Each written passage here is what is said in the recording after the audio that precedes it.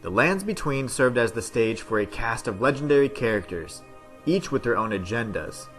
There was only one who quietly observed, watching and waiting for the perfect time to strike. Before we venture into the Lands Between, here's a quick shout out to Aoa.com, our sponsor. If you want runes, items, armor, and weapons right now, you can get it from these worthy Tarnished, and by using the code in the description, you can get 3% off, courtesy of the Inhuman one. When we first visited the Round Table Hold, we were met with warm greetings from nearly all of the Tarnished who called this sanctuary home, with the exception of the silent and less than amicable Ensha. Instead of eagerly offering up details of his past, or recruiting the fledgling Tarnished to his cause, he simply locked his gaze and never averted his eyes, carefully watching in preparation for their inevitable encounter. But who was this enigmatic Ensha? His armor provides little in terms of an origin story or any kind of clear explanation. Instead, it opens up endless possibilities to consider, some more valid than others. In this video, I'll be covering both of Ensha's identities, and yes, you heard me right. If you want to learn more, then stick around. The item description for the Royal Remains set reads, "Helm graced with gold human bones, worn by the unspeaking adherent of Sir Gideon the All-Knowing. Slowly replenishes HP when HP is reduced. It is said that the bones belong to an ancient lord, the Soulless King, the Lord of the Lost and Desperate, who is known as Ensha." If we take a moment to break down the description line by line, we learn several key pieces of information. First, we learn that the armor is infused with golden human bones, which implies that the bones are adorning the outside of the armor, meaning the armor itself is being worn by someone and is not sentient or hollow. Second, we learn that this armor is being worn by an unspeaking adherent of Sir Gideon the All-Knowing. An adherent is someone who supports a particular party, person, or set of ideas. In this case, the person wearing the armor is in league with Sir Gideon and serves him in his ultimate pursuit of knowledge and power. Third, we learn that the bones belong to an ancient lord known as the Soulless King, who was known as Ensha. This line clearly distinguishes between the bones and the one donning the armor as two separate beings, but more on this later. For now, we're going to focus on the first iteration of Ensha that the Tarnished met at the Round Table Hold.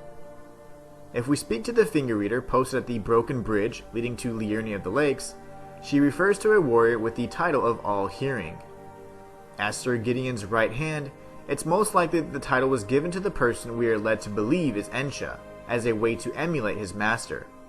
A fitting title considering his speechless nature and his ever-listening ear. We learn of his alliance with Sir Gideon upon visiting the nightmarish scene of the Albinaric village. In an attempt to retrieve the secret Haligtree medallion, Sir Gideon sent Ensha on a bloody errand to the Albinaric village. Failure was not an option, as the medallion served as a key to reach the last known whereabouts of the most fearsome Empyrean of all, Mikola. Sadly, the Albinarics resisted and refused to provide Ensha the half of the medallion they guarded. The consequences proved fatal, and pools of white blood painted the village. Despite all the bloodshed, Ensha left empty-handed. Upon discovering that the Tarnished located the missing medallion, Ensha attacked in a blind fury. Armed with the meteoric staff and the clinging bones, he ambushed the Tarnished, violating the peace treaty that bound the Tarnished to the Round Table. It's interesting to note that this may actually be the original Round Table located in Lanedale, which could explain the ability to use armaments freely. After defeating the silent skeletal warrior, we learn that Ensha got ahead of himself and went against Sir Gideon's orders. His impulsive actions led to his untimely demise. It seems that after all of the posturing and anticipation, Ensha was simply an obedient henchman, fitted in the Royal Remains armor, whose haste and desperation ultimately resulted in his death. Although this may be the end of Ensha's tale as we know it, there is much more to the story than meets the eye. Let's take a moment to examine Ensha's signature weapon, the Clinging Bone. The item description reads, "Horrific weapon made of a hardened skeletal arm, wielded by Ensha of the Royal Remains, fitted by placing one's hands into the fist grips until they dig in. O clinging creature, a king relinquishes not the hand. Interestingly enough, the flavor text confirms that the true Ensha was not a lowly thug following orders, but a king, the lord of the lost and desperate. If we take a closer look at the royal remains armor, we start to unravel the mystery of Ensha's hidden identity. Each piece of the armor set was adorned with golden human bones from a soulless ancient king. The only individual to match this description perfectly is none other than Godwyn the Golden, the first dead of the demigods. During the Night of the Black Knives, a group of Inhuman assassins slayed Godwyn, the firstborn of Marika and Godfrey. As first dead of the royal family, he was given an Erdtree burial at the base of the roots beneath the capital city. It was here that Godwyn's royal remains were laid to rest, and this is likely where the armor set got its namesake. In death, Godwyn also lacked a soul. As part of Ranni's master plan, the curse mark of death was split into two half-wheels, and as a result, Godwyn perished in soul, while Ranni perished in flesh. Castle Sol holds the final piece of the puzzle. Interestingly, it seems that Miquella and Godwyn were in collusion, working in opposition to the Age of the Erdtree and the Golden Order. A regretful phantom pointing towards the Haligtree from the top of the Castle Sol states, "Lord Miquella, forgive me. The sun has not been swallowed. Our prayers were lacking. Your comrade remains soulless. I will never set my eyes upon it now. Your divine Haligtree." This soulless companion is none other than Godwyn, the first to live in death. In time, he was worshipped as the Prince of Death. A pustule retrieved from his visage confirms his ghastly new title.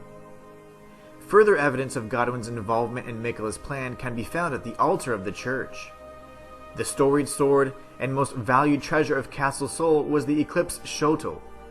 The item description states that it was a legendary armament that depicted an eclipsed sun drained of color.